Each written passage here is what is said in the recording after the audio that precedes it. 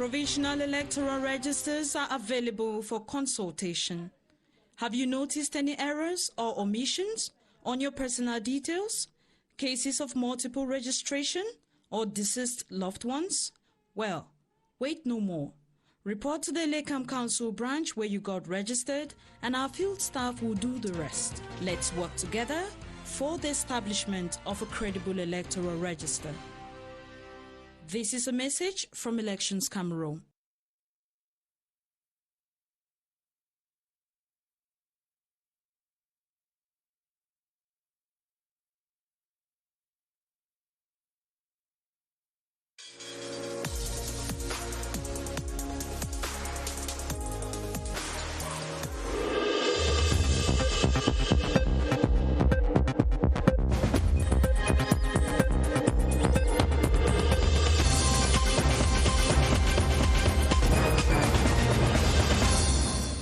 A beautiful start of the weekend to you all. Thanks for joining us on our latest edition. Good afternoon, Catherine Toulou. Bonjour Emmanuel Avamier, bonjour à tous. You have the news headlines.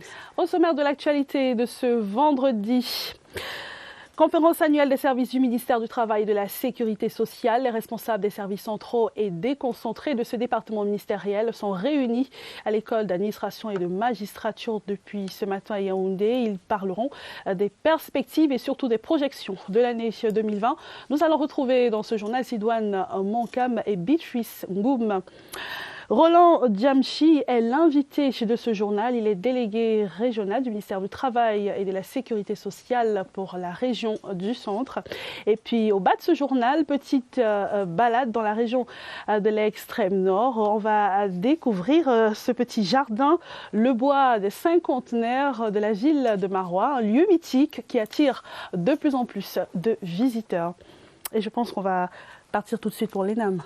Exactly, Catherine. We take you to start the news at the ENAM campus, where the officials of central and decentralized services of the Ministry of Labour and Social Security are meeting within their annual conference. It is an opportunity for them to evaluate the just ended 2019 and draw up the roadmap for 2020.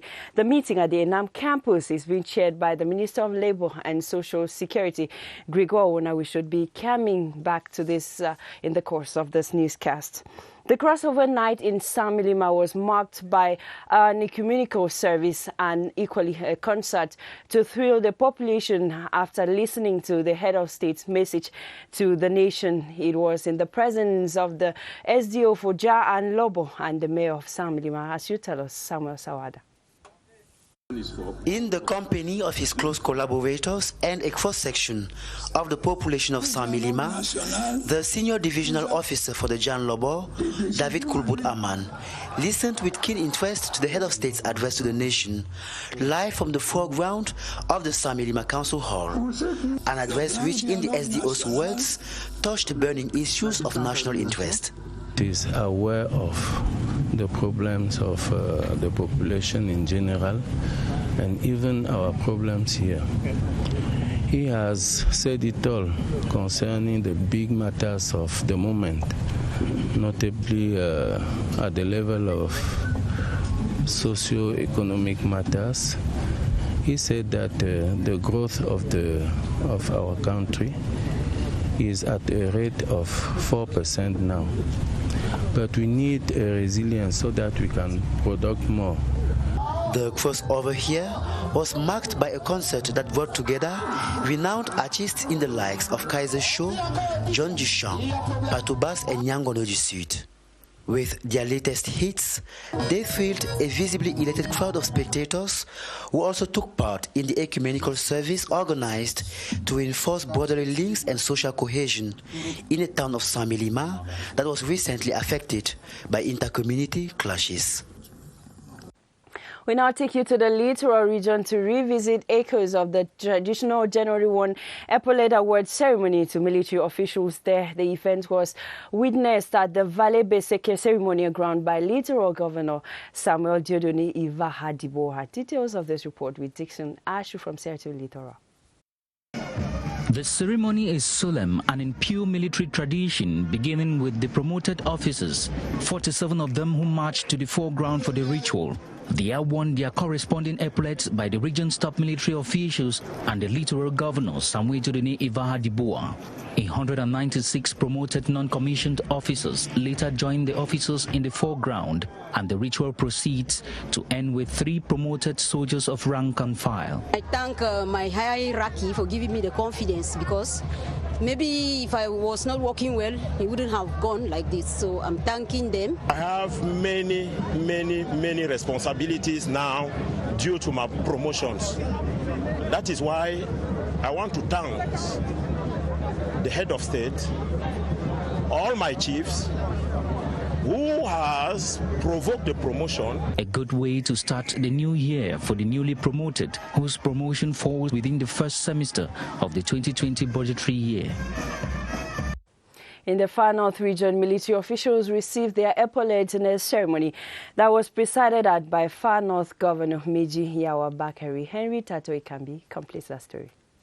Thank God, because today I wear new epaulets with my wife. Chief Warrant Officer Ahijo Yakubu expressing his joy after being promoted to this rank alongside his wife Mainipa Jenabu, who was lifted to the rank of sub-lieutenant. The couple believe their promotion is a record in the Rapid Intervention Battalion B. It is the first time in the history of the B to see wife and husband take epaulet same time. The couple are part of the 184 commissioned and non-commissioned officers who were starting a new year with new ranks like colonels, lieutenant colonels, warrant officers, and the list continues. It's a special honor. It's a recognition of the work and devotion to the nation. When you are rewarded as such, you just have to push ahead, to push forward. I am very happy this day because it's a special day for me. I'm carrying this epaulet, which means much responsibility has been given to me.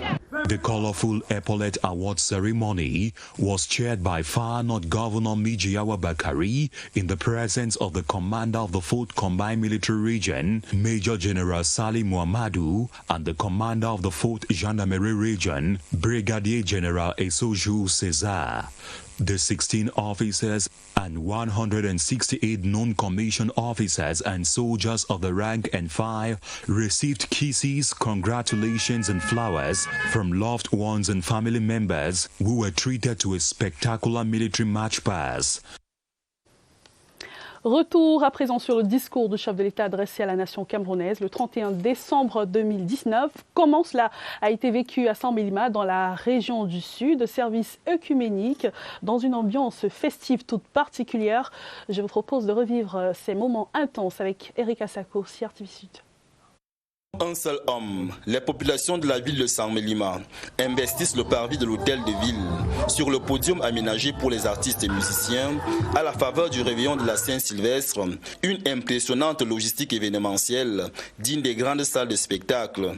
Quelques figures légendaires de l'humour comme Kaiser Show et de la musique camerounaise, à l'exemple de Patou Bass, John Duchamp, maintiennent la foule en éveil jusqu'au moment où les voix des populations dans la rue se mêlent à celle de l'esplanade de l'hôtel de ville et scandent en chœur « Bonne année ».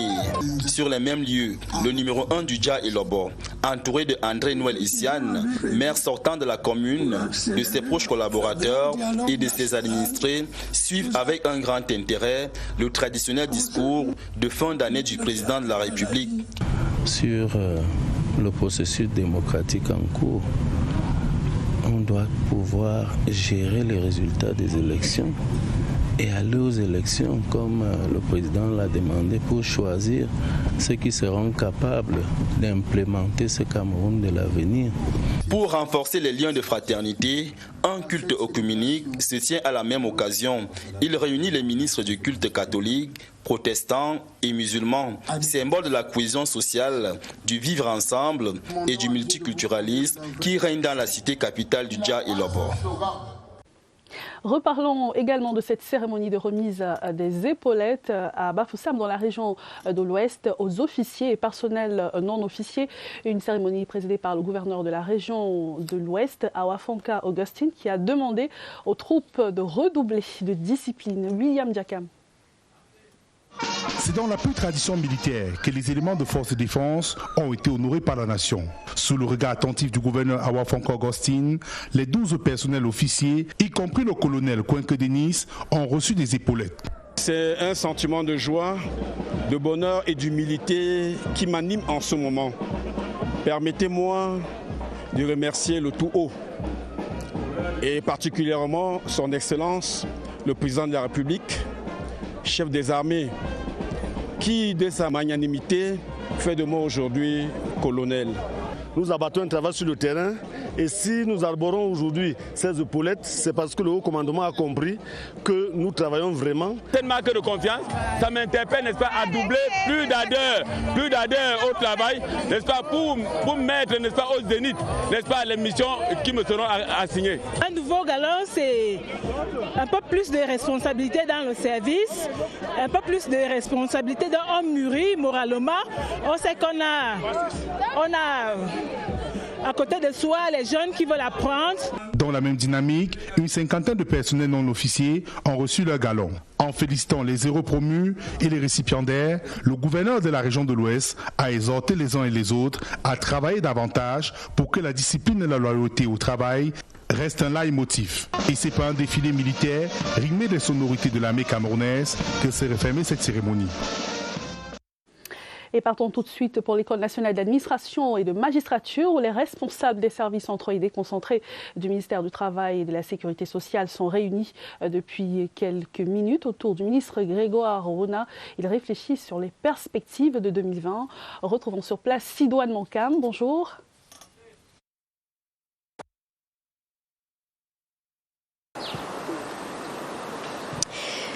Bonjour à vous Catherine Toulou et Langa. Il s'agit de la toute première rencontre annuelle des services centraux et déconcentrés du ministère du Travail et de la Sécurité sociale autour d'un thème majeur, problématique de la performance du sous-secteur travail et sécurité sociale et actions à mener en 2020. Il est question pour les différents participants, les responsables des différents services rattachés à ce département ministériel de s'accorder sur les actions et défis à relever afin d'améliorer les performances de cette administration. En rappel, l'année 2019 aura connu plusieurs avancées, notamment dans la promotion de la sécurité pour le plus grand nombre, avec un taux de couverture sociale de 22,7% et 167 mutuelles désormais fonctionnelles sur l'ensemble du territoire national. Également, l'amélioration de la protection du travail et des appuis multiformes au sous-secteur travail et sécurité sociale. La présente rencontre sous la houlette du ministre du Travail et de la Sécurité sociale, Grégoire Owona, se veut donc un grand moment d'échange entre les participants sur les défis majeurs de l'année 2020. Précisons également qu'elle s'inscrit, cette rencontre, en droite ligne des réformes engagées par le gouvernement pour insuffler une nouvelle dynamique au service déconcentré de l'État. Et en direct, l'École nationale d'administration et de magistrature, je suis Sidoine Monkam pour la CRTV. Merci beaucoup Sidoine Monkam. Petit retour à présent sur la célébration de la Saint-Sylvestre dans la ville de Yaoundé, entre messe, culte et surtout repas en famille. Cette célébration était toute particulière. Revivons ces moments avec Michel Renaud au Andia. La nuit de la Saint-Sylvestre a été vécue avec enthousiasme dans la capitale Yaoundé. Avec plein d'espoir pour le futur, les populations n'ont pas caché leur satisfaction de vivre 2020. En la paroisse bienheureuse Anuaré du quartier Biémassi à Yaoundé, la messe qui a réuni les milliers de fidèles était l'occasion pour le peuple de Dieu de confier cette nouvelle année au Seigneur. Toute la communauté s'est réunie autour de son pasteur pour dire merci au Seigneur dans son église. Il est toujours heureux de vivre en famille et de dire merci au Seigneur dans un seul cœur, un cœur rempli d'amour, un cœur rempli d'ambition, un cœur rempli de projets. Dans d'autres obédiences chrétiennes, telles la cellule de prière d'Oudia, louange et adoration ont permis aux fidèles de réitérer leur appartenance au Christ. C'est un rituel, c'est-à-dire chaque 31 décembre, pendant que le monde ordinaire célèbre la Saint-Sylvestre, à la cellule la prière de la grâce de Dieu, nous célébrons la traversée. Côté famille, certains ont opté pour le buffet. C'est le cas de la famille Comé. C'est toujours un événement important de voir une nouvelle année qui arrive avec les amis, avec la famille.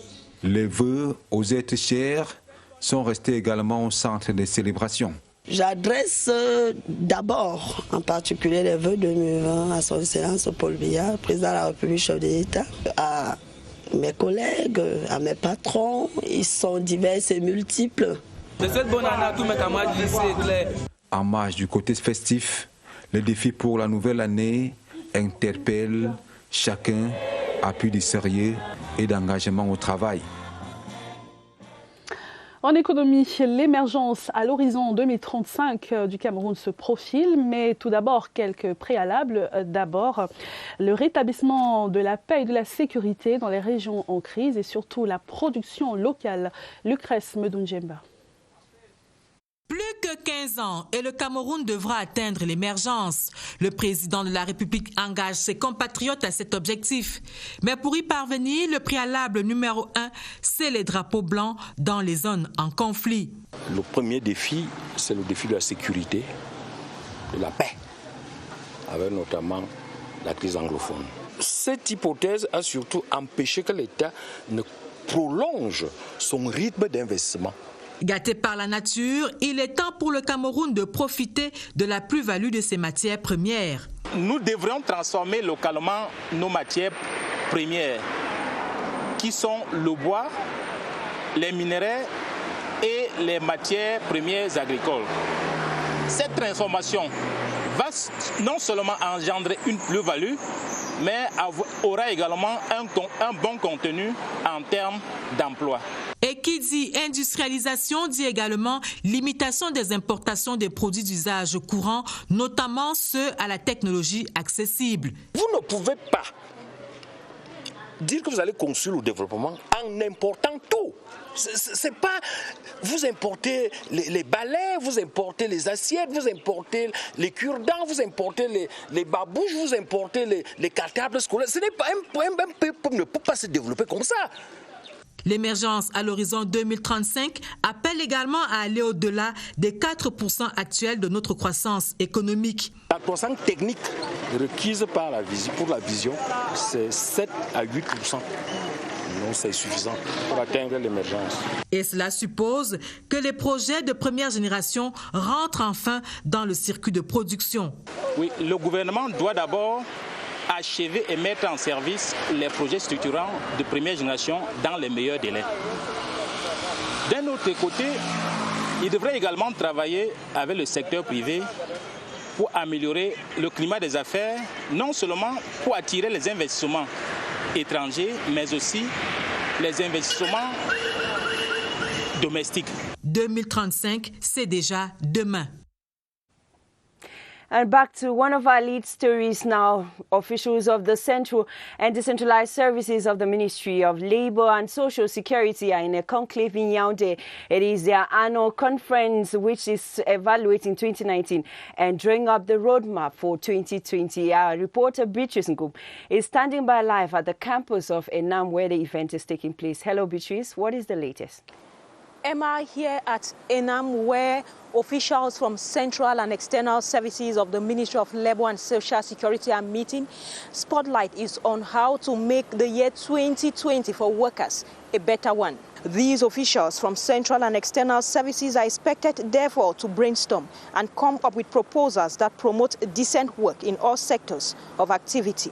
The social security system for workers has to be strengthened through their proposals and social security coverage extended to the informal sector in a wider scope. Performance in this ministry, the Minister of Labour and Social Security, Gregoire Owona, who officially opened the annual conference, insisted must be redynamized so that workers in the country can feel the impact on their lives. The challenges of the ministry in 2019 therefore must be left behind, and 2020 must be a better one in this ministry in terms of administration and in terms of protection for workers in Cameroon.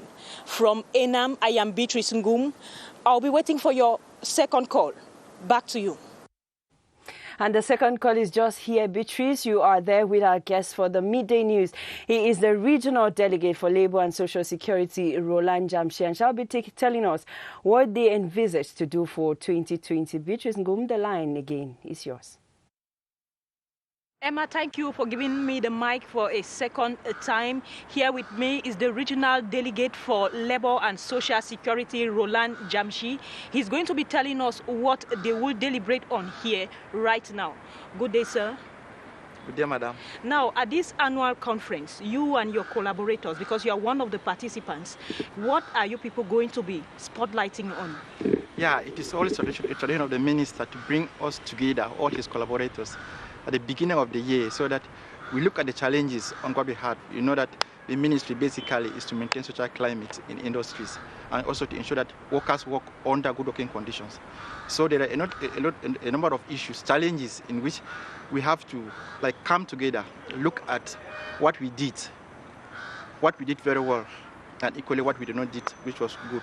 You heard the minister in his speech saying that the results are good, but that he is not yet satisfied. It therefore means that it was necessary for us to come together. We receive instructions concerning what we need to do on the field and equally on the central administration, so that we will improve on the output of the ministry. Now, when you talk of improving on the output of the ministry, concretely in 2020, what are you going to be doing? Yeah, basically on the field, we have to do with the protecting workers. Like you heard the minister that we carried more than 5,000 inspection visits. So we are expected we know that at the end of this meeting, he's going to give us a task which is supposed to be higher than that. And equally, we talk of receiving and treating users, so that at least every user who comes to our ministry, be it at the central service or at the community service, will be able to go out being satisfied that he was safe. Now, the Prime Minister, head of government, instructed your ministry to be performant during this year. What is your ministry doing to make sure that these instructions are felt on the field, that working conditions for the population are improved upon with regards to performance and with regards to your roadmap that has to do with the socio-economic and financial program of the ministry? Yeah, I think it begins with this annual conference. We received a roadmap from the ministry, which was presented by the Prime Minister at the National Assembly. So it was necessary because we need to do more, like to improve on the number of inspection visits. We need to do more to protect workers. We need to do more to go down to the field to ensure that labor legislation is applied. We need to do more to ensure that workers' protection is really ensured, because we know human resources are the most important, valuable resource that you can have.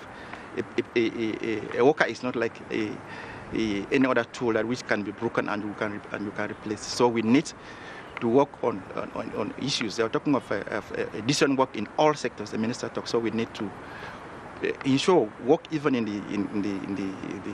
the informal sector to touch, so that the impact should be felt by all workers in Cameroon. Thank you very much, Mr. Roland Jamshi. It was a pleasure, madam. Emma, that was the regional delegate for Labour and Social Security for the Central Region. He just told us that in 2020, workers in Cameroon will see their livelihoods improved upon to a greater extent. Back to you. And I think that's what all workers in Cameroon wish, to see their working conditions improved upon. Let's now take you to the littoral region, where the new service provider for the container terminal at the Bonneberry Seaport has resumed work effectively. The container terminal management, working as a concession of the PAD, loaded and offloaded its first ship Thursday morning under the watchful eyes of members of the port community and our own reporter, Veronica Benyela. Despite contestations and counter-contestations by the former service provider of the container terminal in Douala, The Ports Authority of Douala has ensured the continuity and fluidity of activities at the ports. Following the implantation of the new service provider known as the Container Terminal Management, CTM, the first ship under their management docked this morning. The entire management team of the Ports Authority of Douala, led by the President of the Board of Directors, Mr. Shea Yembe, was there to witness. The DET's contract got ended on the 31st of December, that's 2 days ago. And today we had to start with new operations with a new operating team. And it's a new operating team that is doing it directly or delegated directly to some company working for the Port of Douala. So it was very important for us to come down today to make sure that the operations would effectively go on. You would have seen that they are offloading ships, which is one of the most difficult things to be done. We have also verified that our softwares are working. Actively present was the Director General of Customs, Mr. Edwin Novaga Fongod, who says his interest is to ensure the continuity of revenue collection. We were dispatched down to Douala by the Minister of Finance, who asked us to come and make sure that the 3-4 billion funds that we collect every day from customs operations are secured. You know, when we lose a day of collection, it's a lot of revenue that we are losing. So our role here was to make sure that everything is free. Apart from the berthing activities at the seashore, personnel of the DIT now assimilated into the running of the CTM are busy in their offices following up on usual procedures. En page magazine, je vous invite ce midi à découvrir le jardin public Le Bois des Cinquantenaires à Maroua, dans la région de l'extrême nord. Un espace vert qui flatte de plus en plus de visiteurs qui y trouvent un lieu de recueillement. Petite balade avec Job Ganadako. Un minuscule point vert perdu dans le quartier d'Omayo à Maroua, mais qui attire plusieurs visiteurs en quête d'un maximum de concentration et de tranquillité au contact de la nature. Au bord du fleuve Kaliao, à un pas du complexe sportif de Domayo, le jardin des bois du Cinquantenaire s'offre aux populations dans toute sa splendeur. C'est ma première fois d'arriver ici. Et là, aujourd'hui, j'ai décidé de venir juste pour voir. Et je trouve que c'est assez beau. Véritable carrefour, ce jardin public est un terrain fertile au vivre ensemble puisqu'il facilite les rencontres. Il a voulu me faire découvrir cet endroit. Et franchement, je ne suis pas déçue. C'est un endroit calme, c'est bien frais, bien entretenu et je ne suis pas déçue. Pour les amoureux, amis de la nature, élèves et étudiants, cet endroit s'apparente à une terre promise qui facilite l'inspiration et la méditation. Depuis que j'ai découvert cet endroit, je ne peux m'empêcher de venir. L'air est calme, l'endroit est sécurisé, des personnes responsables y fréquentent. Un climat ambiant, des raisons qui m'ont poussé à venir à étudier. À chaque fois que je me sens libre, on dirait bien que je suis amoureuse de cet endroit. Un espace vert dont l'histoire remonte aux années 2012-2013. La commune de Maroua 1er avait réservé cet espace pour son aménagement avec le programme Ville verte du ministère de l'Environnement et de la protection de la nature qui a donc pu financer les premiers projets de mise en œuvre de la ville verte. Des bancs publics, des espaces d'études, un écran de projection cinématographique et un courant d'air frais. Mais ce n'est pas assez pour la municipalité de Maroua 1er qui rêve désormais d'une escale gourmande et d'autres aires de divertissement pour sa population. Il y a un espace qui est réservé pour le manège et il y a également un espace qui est réservé pour la laverie des véhicules. Et il est également prévu une très grande salle parce que nous voulions à la longue amener les gens à organiser même des séminaires et des conférences ici. Un milieu naturel où les visiteurs viennent le plus souvent par curiosité mais y reviennent par plaisir. And now sports to conclude this edition of the Midday News, a 5-day international volleyball qualifying tournament for 2020 Japan Olympics take off in Yaoundé this Sunday, January 5, 2020. Among the 5 countries to take part in the competition are the best 2 African volleyball teams, that is Cameroon and Kenya. Baldwin Sama previews the game. It is a tournament that brings together the best women's volleyball teams in Africa, a tournament that will see just one out of these best qualify for Tokyo 2020. For this year's qualifying tournament, just 5 African countries will be taking part. Cameroon as host will welcome Botswana, Nigeria, Kenya and Egypt. 2 matches will be played daily at the multipurpose sports complex, with each team to play 4 matches. At the end of the competition, the team with the highest number of victories grabs the lone available African ticket for Japan 2020. Cameroon's Volleyball Lionesses, African champions, after weeks of preparations in Poland, arrived the country this Thursday and will be participating without 2 of their best players, Leticia Muma, best African volleyball player, and Nasser Raissa, best libero in Africa.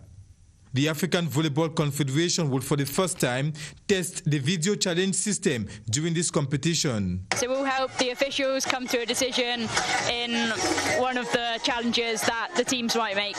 The newest thing is just making sure we get the right decision and that the tournament is fair and competitive at the same time. Delegations and volleyball officials begin arriving in Cameroon this Friday. Baldwin Sama concluding this edition of the Midday News. It's been an amazing 4 months serving you on the Midday News. As from Monday, you'll be in the company of Eleno Bisson and Doudou Nicole. Shall meet some other time on air. See you, Catherine. Ce fut un plaisir. Bon week-end à vous. Quant à moi, je vous retrouve demain. Je serai en compagnie de King Tabel Kaili. Mesdames, Messieurs, merci de nous avoir suivis.